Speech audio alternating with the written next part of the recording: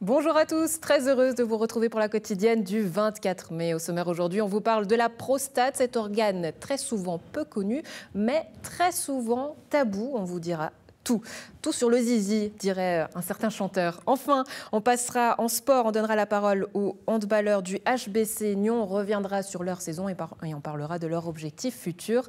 De ton côté, Alexandre, où es-tu aujourd'hui? Que fais-tu? Salut Andrea, eh bien je suis à Gland devant la clinique La Linière que tu vois derrière moi. Je suis en compagnie du commandant Daniel Grosjean. Bonjour. Bonjour. Du SDIS Gland-Serine, bien sûr. Alors, on est là aujourd'hui puisqu'il y a un exercice particulier entre les pompiers de Gland, l'armée suisse et la clinique La Linière. En deux mots, pour présenter l'événement, qu'est-ce qui va se passer comme exercice aujourd'hui ici? Alors, principalement, il va se passer un exercice de coordination des différents moyens, des différentes entités. L'objectif étant d'établir un transport d'eau de la part de l'armée suisse, de manière à pouvoir alimenter les besoins des pompiers qui ont pour mission de protéger la clinique de La Linière. Alors, vous allez nous expliquer tout ça tout à l'heure, nous expliquer où vous en êtes aussi, et bien sûr, dans cette organisation de cette folle journée. Donc, à tout à l'heure, Andrea. Tout à l'heure, Alexandre, en actu, je vous le disais, on parle de la prostate et plus particulièrement du printemps de la prostate. Une soirée d'information et d'échange proposée par le Centre d'urologie Nyon-La-Côte au Théâtre de Maran à Nyon le mercredi 25 mai à 18h. Rendez-vous au Théâtre de Maran. On en parle avec vous, docteur Karim Kellou. Bonjour, vous êtes médecin cadre chef de l'unité d'urologie au GOL, avec nous également docteur Malik Babaker. Bonjour. Bonjour. Vous êtes médecin-chef co-responsable du service de radiologie au GOL. Alors on va parler de cet organe qui est encore tabou ou pas, oui ou non? Je pense que oui. Oui, peut-être commence à l'être un peu moins, mais c'est vrai qu'il est un petit peu tabou. On a encore des patients qui n'osent pas trop en parler, venir faire des contrôles ou des choses comme ça. Mais je pense que c'est la raison pour laquelle on aimerait un peu lever ce tabou et que les gens et les hommes en général, parfois même accompagnés par leurs femmes, souvent c'est les dames qui accompagnent leurs hommes en leur disant écoute, il faut aller te faire contrôler. Donc voilà, c'est un peu le but de la soirée de demain. Oui, à l'inverse, on parle très souvent du cancer de la femme, du cancer du sein. Pourquoi? Est-ce qu'il y a une explication justement que du coup le cancer de la prostate soit lui encore un peu tabou et pas celui du cancer du sein? Alors, le cancer du sein est malheureusement trop fréquent. Il touche des patientes plus jeunes. Et il y a aussi un côté aussi sociétal où une sorte malheureusement encore dans la société, une image virile qui prévient les gens, les hommes, d'aller consulter alors qu'ils devraient peut-être. Oui. Ouais. Docteur Karim Kellou, vous me disiez que justement en termes de chiffres, pourtant, c'est assez identique. Tout à fait. Quand on regarde les chiffres, que ce soit au niveau suisse et peut-être même au niveau international, mais surtout au niveau suisse, on voit que le taux de cancer du sein et de cancer de prostate sont comparables. Les chiffres sont comparables. Si je prends l'exemple, par exemple, du cancer de la prostate, c'est à peu près 6600 nouveaux cas de cancer de prostate par an. On a aussi à peu près 6000 à 6500 cas de cancer du sein nouveaux diagnostiqués par année. Si on regarde le nombre de décès par cancer de la prostate, c'est 1400 par an. Pour le cancer du sein, c'est pareil, c'est 1450 sauf erreur par an. Donc oui, il y a une certaine corrélation. Ce sont deux glandes. Le sein et la prostate sont deux glandes. Oui, deux glandes, justement. La prostate, qu'est-ce que c'est? On va voir une photo, justement, vous allez pouvoir nous expliquer ça grâce à cette photo qui va s'afficher. Voilà, alors l'image est là. Alors la prostate, où est-ce qu'elle est exactement? Alors la prostate, c'est ce qui est sous le chiffre 3. Donc le chiffre 1, ce qui est sous le 1, c'est la vessie. Donc la vessie, lorsqu'elle se remplit, elle vous donne l'information qu'il faut aller la vider, qu'il faut aller uriner. L'urine passe à travers l'urètre, donc c'est ce canal qui permet d'uriner. Et à la base de cet urètre, on a ce chiffre 3 qui est la prostate. Alors la prostate, c'est quoi? C'est une glande sexuelle. C'est elle qui fabrique une partie du liquide séminal et qui permet justement la continence aussi chez l'homme parce qu'elle est contractée et elle se relâche au moment où on urine, mais surtout ce qui part, la flèche ou plutôt la grappe qu'on voit partir entre le 3 et le 2, ce sont les vésicules séminales et c'est là qu'est stocké le liquide séminal avant d'être expulsé. On entend souvent dire « j'ai la prostate », sous-entendu « j'ai un problème ». Exactement. Donc ça fait partie de cette peut-être cette idée fausse qu'on trouve encore aujourd'hui. J'ai encore des patients qui disent ah, mais j'espère que je n'ai pas la prostate, ou mon père a eu la prostate, je ne veux pas avoir la même chose, comme si la prostate était une maladie en tant que telle. Non, c'est une glande qui a, comme tout autre organe du corps, des dysfonctionnements. Mais voilà, tous les hommes ont une prostate. Oui, et on souhaite qu'elle soit là, hein, même les hommes et les femmes, justement. Docteur, vous me disiez aussi tout à l'heure, enfin on en parlait, il y a souvent beaucoup d'appréhension lorsqu'on vient en consultation. Justement, comment est-ce que vous accompagnez vos patients pour que ça se fasse peut-être de manière plus décontractée, si possible? Alors, donc, en collaboration avec le docteur Kellou, nous, on intervient aussi au niveau de l'imagerie, mais ce n'est pas, quand arrive l'heure du diagnostic précoce, ce n'est pas juste de les mettre dans une machine et puis de faire les images et de regarder, c'est aussi d'être avec eux, de leur parler, de les rassurer, de leur expliquer toutes les informations nécessaires et pertinentes. Et puis, dans ce contexte-là, vraiment essayer de trouver s'il y a quelque chose, aussi d'écarter la présence de quelque chose d'inquiétant. On est aussi là pour ça, pour dire il n'y a rien, c'est tout bon.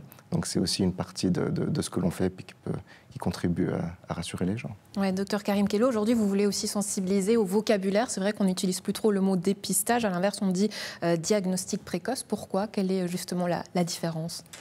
La différence, le terme de dépistage ramène à de la santé publique.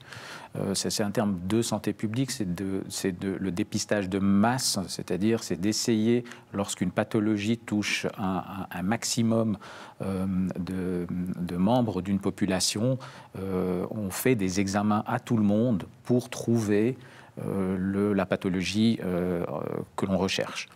En matière de cancer de prostate, non, puisque le cancer de prostate touche 1 homme sur 6 environ, donc ce n'est pas un dépistage de masse dans ce sens-là. Par contre, on parle de diagnostic précoce, vous avez raison, c'est diagnostiquer le cancer le plus précocement possible. Ouais, mais est-ce qu'il est recommandé justement ce diagnostic? Je sais qu'il y a quelques années en arrière, justement, se posait la question de son utilité. Oui, alors aujourd'hui, il est recommandé. Et justement, demain, nous allons aussi en parler et expliquer un petit peu cette polémique qui, à un moment donné, était justement à cause de ce terme de dépistage. On disait que ça ne sert à rien de faire pour tout le monde un examen qui coûte, etc., pour diagnostiquer une partie infime de cancer. Chez l'homme, c'est quand même 15% de tous les cancers, le cancer de la prostate. Donc c'est le premier cancer de l'homme. Oui, docteur Babacar, est-ce qu'il y a une question qui revient souvent et que vous sentez justement qui inquiète et qu'aujourd'hui on pourrait peut-être désacraliser, rassurer?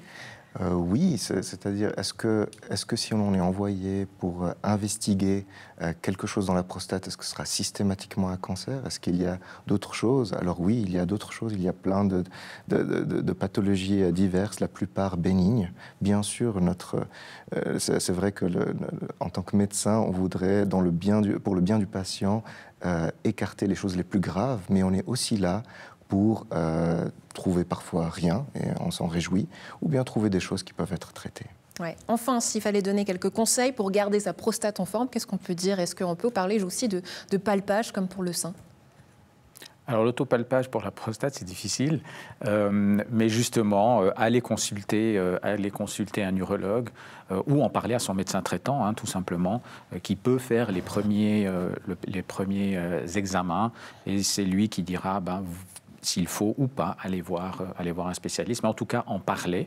Parler de tabou tout à l'heure, donc il faut en parler, lever le tabou, et en priorité à son médecin traitant, à son généraliste. Vous l'aurez compris, ils sont donc là pour répondre à toutes vos questions, sans tabou, sans crainte, sans honte. Docteur Karim Kellou, docteur Malik Babacar, merci beaucoup d'avoir été avec nous. Vous serez donc demain, mercredi 25 mai, au Théâtre de Maran à 18h. Très belle journée à vous. Merci beaucoup d'avoir été avec nous. Merci de l'invitation. Alexandre, on retourne à toi. Est-ce que tu es en compagnie de plusieurs, 1, 2, voire 3 pompiers? Oui, un qu'on connaît bien d'ailleurs. Non, toujours le commandant Daniel Grosjean, effectivement, 10-10 Gland-Serine. Alors, vous me disiez tout à l'heure, cet exercice qui va avoir lieu toute la journée ici, entre les pompiers de Gland, les militaires, et puis le personnel aussi de la clinique La Linière, on en reparlera tout à l'heure.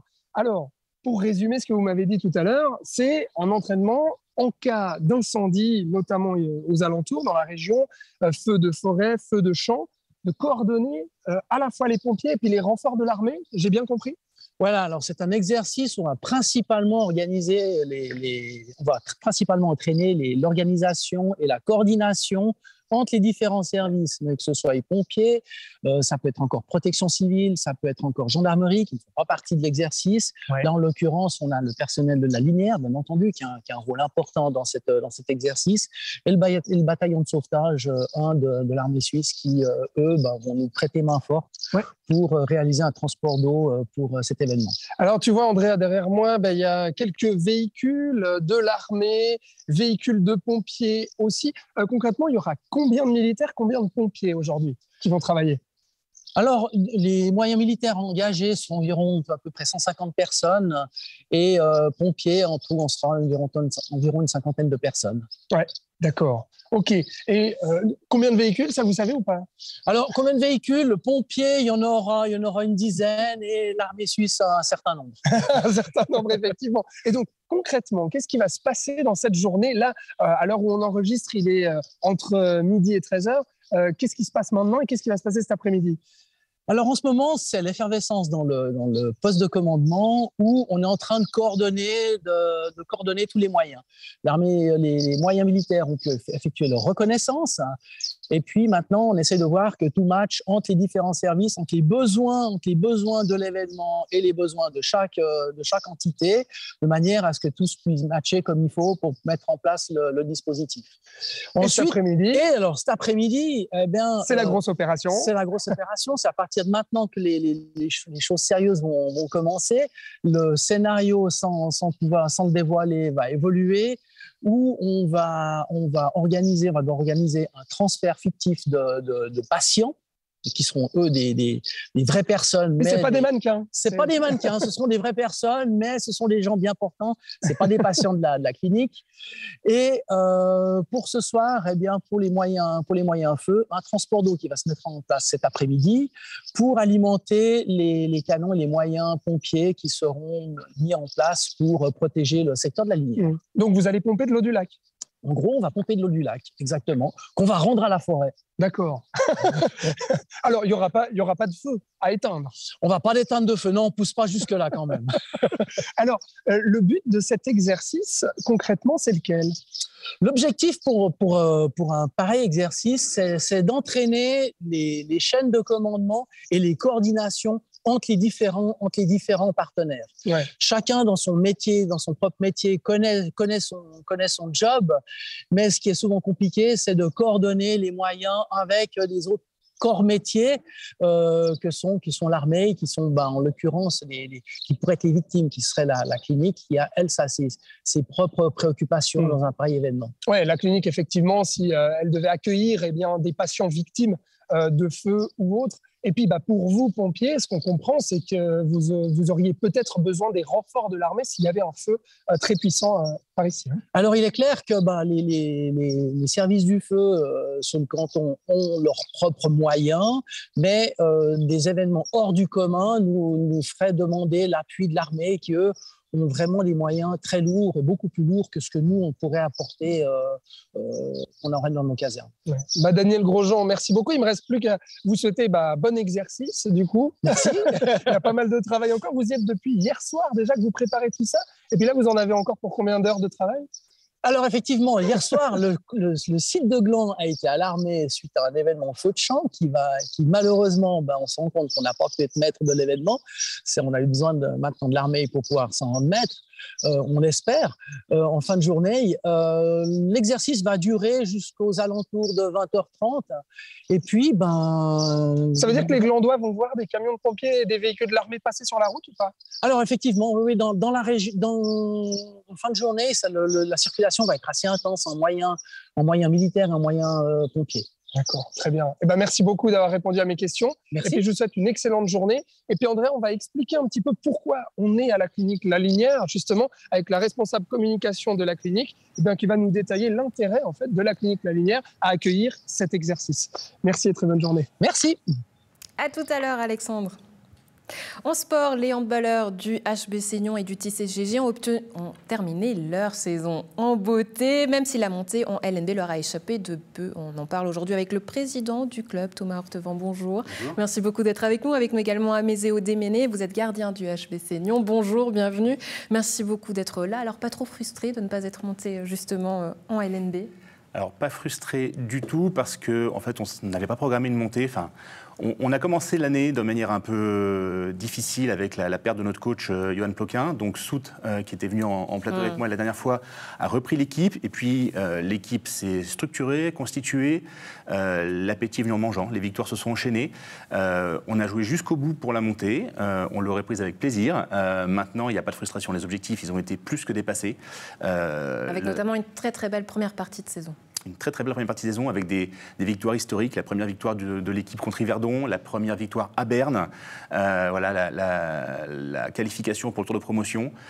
Tout le club s'est enthousiasmé et une bonne partie de la région de la Côte s'est enthousiasmée pour le club. Donc on est très content. La frustration... Elle est vite passée. Ouais, Amézé, ça s'est pourtant joué à un cheveu, hein, ça c'était très très près. Est-ce qu'on peut dire qu'il y a des regrets, notamment sur ce fameux match perdu à Frauenfeld, qui a enterré finalement tous vos espoirs? Alors effectivement, ce serait vous mentir de vous dire qu'on aurait bien voulu gagner et faire en sorte que justement l'équipe finisse en Ligue nationale B. Ce match était un match décisif, voilà, il est arrivé ce qui est arrivé. L'important, c'est que même après ce match-là, on est resté soudés en tant qu'équipe et on a prouvé qu'on pouvait continuer à aller de l'avant et on a prouvé qu'on était capable de jouer à ce niveau-là, alors qu'au début, les intentions n'étaient pas forcément à venir à la montée, juste jouer le maintien. Et finalement, on s'est prouvé qu'on avait les armes pour le faire. Ouais, d'ailleurs, si on reprend justement cette historique des Jeux, on peut notamment citer aussi Emmen, qui vous devance au niveau du classement, pour le coup. Mais vous avez aussi réussi à leur arracher une victoire. Donc c'est là la preuve que finalement, vous pouvez le faire. Donc Emmen, c'est l'équipe qui est qualifiée avec Zurich et contre laquelle on n'a pas perdu. On fait match nul chez eux au match aller, ça ne se joue à pas grand-chose. Et on les bat samedi dernier d'un but à la dernière seconde. Donc ça, c'était un grand plaisir. À la fin du match de samedi, le dernier de la saison, tout le monde était content. Emmen était content d'être promu, on était content d'avoir gagné. C'était une belle fête, mais voilà, on a joué les yeux dans les yeux avec eux. Ils montent en Ligue B. Je pense qu'on a un effectif qui doit encore s'améliorer un petit peu, mais qui aujourd'hui a les capacités techniques et physiques à jouer en Ligue B. Ouais, pour résumer, 16 victoires pour 3 nuls et 9 défaites, 4e au classement, une saison donc assez incroyable. Comment est-ce que vous la résumez du côté des joueurs? Qu'est-ce qu'il y a peut-être à améliorer, les choses à garder? Quelle est votre analyse? Il faut dire qu'au tout début de la saison, je pense qu'on est pas mal de joueurs de clubs avec des parcours différents. Il y en a qui sont très expérimentés, il y en a qui sont là pour des jeunes qui sont là pour faire leurs armes. On avait tous un peu des intentions et des objectifs différents. Mais au fur et à mesure des victoires, le fait de se rapprocher justement de cette possibilité de monter en Ligue nationale B, ça a rapproché et convergé les intentions de tout le monde à vouloir aller jusqu'au meilleur niveau et à donner ce qu'on pouvait montrer sur le terrain. Et voilà, cette dernière victoire chez nous contre cette équipe de Emmen, même si on ne va pas gagner, on va pas monter en Ligue nationale B, ça fait du bien de pouvoir prouver que chez nous, on pouvait montrer qu'on était meilleur qu'à ce moment-là. Ouais, Thomas, vous me disiez lorsque vous étiez venu la dernière fois que l'objectif, si vous montiez justement à l'NB, c'était aussi d'avoir une équipe phare, de montrer que finalement, et de tirer tout le monde vers le haut. Je sais que vous attachez aussi une grande importance non seulement aux équipes masculines, mais aussi aux équipes plus jeunes et féminines. Quel résumé et quel bilan vous en faites de leur saison du coup? Alors la saison, si j'élargis effectivement au club, et là on va parler de la SG et de notre partenariat avec TCGG, Prangin et l'USTS, le bilan il est très bon. Le bilan il est très bon parce que chez les dames notamment, l'équipe s'est maintenue en 2e ligue, ce qui n'était pas simple du tout. Donc, mais c'est fait et donc l'année prochaine on aura une équipe en 2e ligue. On va créer une équipe en 3e ligue également parce qu'on a beaucoup de jeunes qui montent justement au niveau supérieur. Donc ça c'est tout bon. Avec des joueurs de chez nous justement qu'on va chercher un peu ailleurs? Alors non, à ce niveau-là c'est des joueurs de chez nous. On est exclusivement sur des joueurs du cru et de la côte, et notamment chez les hommes, ceux qui doivent venir alimenter l'équipe première, avec cette année déjà trois jeunes dans l'équipe qui jouaient régulièrement et qui ont tenu leur place plus que bien. Enfin, voilà, Nicolas, Yannick, voilà, Joe Repars, voilà, c'est des joueurs qui ont compté, et donc on va continuer à les faire monter. La 3e équipe senior était promue en 3e ligue, donc là aussi c'est très positif. Notre regret, c'est d'être la deuxième équipe senior qui était en deuxième ligue et qui va descendre en troisième ligue, où là, on a eu des problématiques d'effectifs. Donc ça, c'est un point qu'on a levé au comité et qu'on va traiter. Et puis sur le reste des équipes juniors, les féminines et les garçons, on a maintenu les équipes où on voulait qu'elles soient. On a raté parfois quelques promotions, encore à 1 ou 2 buts. Donc ça, c'est des choses qu'on va améliorer avec l'expérience. Mais le bilan, je crois, de la saison, il est très globalement, et aussi en partie grâce à l'équipe première, très très bon. Ouais, des points qui seront aussi peut-être abordés lors de la prochaine Assemblée générale qui aura lieu le 16 juin, si je ne m'abuse, à 20h à la ferme du Mois-Noir, voilà qui est dit. Pour d'autres événements, la Sami Cup qui est organisée les 11 et 12 juin, comment ça se passe concrètement? Qu'est-ce qui est prévu? Au niveau de la Sami Cup, c'est plutôt Thomas et le comité qui organisent tout ça. Vous voulez que vous nous donniez envie de jouer, au fait. Dans tous les cas, si vous voulez venir jouer, venez, c'est avec plaisir. Mais dans tous les cas, c'est une occasion de rassembler le club et d'autres clubs pour pouvoir partager un dernier moment convivial avant les grandes vacances. Ouais, Thomas, cette Sami Cup. Cette Sami Cup, c'est le tournoi du club qui a été nommé comme ça en hommage à un ancien joueur et personnage extrêmement important du club. C'est 2 journées où on met ensemble toute notre équipe junior et les équipes juniors de la région qui viennent jouer avec nous, les seniors également. On invite tous nos sponsors. Je vais encore parler de GSK qui nous soutient depuis maintenant 3 ans et avec qui on travaille très bien. Et puis un nouveau partenaire, la clinique de Genelier, puisque dans le but aussi de professionnaliser, d'améliorer toujours le fonctionnement du club, on a besoin de partenaires et la clinique de Genelier nous rejoint dès l'année prochaine. On est très content d'avancer avec eux. Donc on aura les sponsors, les jeunes qui vont venir jouer, les seniors. On va passer surtout beaucoup de temps à faire des matchs de hand et prendre du bon temps au soleil pour que tout le monde, une dernière fois, puisse profiter de la structure du club avant les vacances, effectivement, qui seront courtes, parce qu'on va reprendre très vite. Ouais, j'imagine. Mais d'ailleurs, pendant les vacances, il y a aussi des camps qui sont prévus. Oui. Est-ce que c'est une bonne occasion, justement, de peut-être se laisser tenter par ce sport si on ne s'y connaît pas du tout? Ah oui, bien sûr. S'il y a un moment où on peut proposer des stages d'entraînement de handball pendant l'été, c'est ouvert à tout le monde. Tout le monde est là pour apprendre le handball, tout le monde est là pour pouvoir s'amuser ensemble et puis voir s'ils pourront continuer à progresser avec le club. Mais l'important, c'est d'apprécier justement cette atmosphère qu'il y a là. Ouais. On sent que c'est réellement une histoire de famille aussi chez vous, comme on le disait la dernière fois, et de génération. Thomas Mézé, merci beaucoup d'avoir été avec nous. Très belle journée à vous. À très bientôt. Merci beaucoup, Auréa. Au revoir. Alexandre, où en es-tu? Alors, est-ce que tu as pu monter et conduire ces fameux camions de pompiers? Non, André, on m'a pas laissé les conduire. Là, tout est très bien organisé et puis on ne doit pas déroger justement à l'emploi du temps de la journée. Mais je suis en compagnie de Marie Prouveau. Bonjour. Alors, vous êtes la responsable communication et marketing de cette clinique La Linière ici à Gland. Alors pourquoi est-ce que la clinique La Linière accueille cet exercice des pompiers et des militaires? Alors c'est pas la première fois qu'on fait ce genre d'exercice. Peut-être c'est la première fois d'une si grande ampleur, mais avant la période de Covid, on fait régulièrement des exercices comme ça pour mettre à l'épreuve nos procédures et puis pour voir la manière dont nos collaborateurs peuvent réagir. Ouais, c'est quoi l'intérêt justement? Bon, vous venez de le dire en 2 mots, mais expliquez-nous l'intérêt pour la clinique. Un peu plus, effectivement. Nous, la principale préoccupation qu'on a, c'est toujours la sécurité de nos patients. Donc c'est important pour nous de nous assurer que l'ensemble de nos collaborateurs soient capables de réagir en toutes circonstances à ce qui pourrait arriver, malheureusement. Et donc on teste nos procédures, on vérifie d'un point de vue des soins, d'un point de vue de la logistique, d'un point de vue de la sécurité et d'un point de vue de communication, comment est-ce que tous les intervenants peuvent interagir ensemble pour s'assurer au maximum de la protection de nos patients. Ouais, alors du coup, justement, les patients qui pourraient arriver dans cette clinique-là en cas, justement, je le disais, d'incendie, de feu de forêt ou autre. Et puis, je crois que vous collaborez également, et c'est ce que vous essayez de mettre en place là, avec d'autres centres de soins aux alentours. Exactement. L'intérêt de tester ces procédures, c'est de pouvoir voir comment on réagit avec les pompiers, avec l'armée, mais aussi avec les autres organismes de santé dont on fait partie, notamment parce qu'on est une clinique de réadaptation et qu'on a besoin de garantir aussi une continuité de prise en charge. Donc, on est en interaction avec d'autres organismes, des centres de réadaptation voisins, le Brio du réseau Santé La Côte ou la plateforme SII, qui nous permettent en fait de savoir où sont les lits disponibles et où est-ce que nos patients peuvent être évacués. Ouais. Et puis concrètement, ce qui se passe aujourd'hui, qu'est-ce que ça a impliqué pour vous et pour le personnel de la clinique? Alors, nous, notre intérêt, c'est de tester ces procédures, mais sans mettre en péril la prise en charge des patients. Donc, le maître mot, ça a été justement de conserver tous les soins, tous les rendez-vous médicaux, thérapeutiques, tels qu'ils étaient prévus. Ouais, donc la clinique fonctionne normalement aujourd'hui? Normalement, c'est ça. Et après, on a pris quelques procédures, on teste, on simule et puis on essaye de tester un peu tout ça. Mais ça nous a demandé une grosse partie de communication aussi, parce que vous vous rendez bien compte que d'avoir les camions de pompiers, 250 personnes. Exactement, toutes ces personnes-là vont créer un petit peu d'agitation, et il a été important de communiquer auprès de nos patients que c'était un exercice et que c'était fait pour leur sécurité, mais qu'il n'y avait aucun problème. D'accord, très bien. Marie Provost, je vous remercie beaucoup. Merci à vous. Je vous souhaite une agréable journée, un bon exercice. Merci, c'est pas fini. Oui, alors c'est vrai, Andrea, tu as l'impression qu'il ne se passe pas grand-chose ici, que c'est un peu calme. Effectivement, on est dans la période de creux, comme nous expliquait Daniel Grosjean, mais le gros de l'exercice va se passer tout l'après-midi jusqu'à ce soir, ici à la clinique La Lumière, à Gland. Ouais, Alexandre, on saura que Alexandre fait fuir les pompiers, ils sont bien discrets. Belle journée à vous, merci beaucoup d'avoir été avec nous. À la maison, un plaisir d'avoir été également en votre compagnie. On se retrouve demain, bonne suite de programme.